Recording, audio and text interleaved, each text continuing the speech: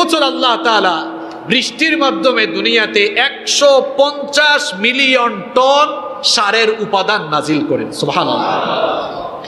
এই বৃষ্টি যখন নাজিল হলো, বৃষ্টি নাজিল হওয়ার পরে বৃষ্টির পানিগুলোকে নদ নদী খাল বিলে সংরক্ষণ যিনি করেন তিনি কে?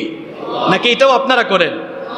আল্লাহ তাআলা বলছেন সূরাতুল মুমিনুনের 18 নম্বর আয়াত, ওয়া আনজালনা মিনাস সামাই মাআন বিকদারিন ফাআসকান্নাহু ফিল আরদ ওয়া ইন্না আলা যাহাবিন বিহি লাকাদিরুন।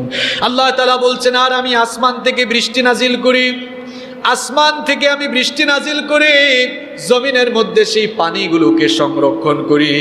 এই যে নদ নদী এবং খাল বিলে পানি সংরক্ষণ করা হয়, এগুলো যিনি সংরক্ষণ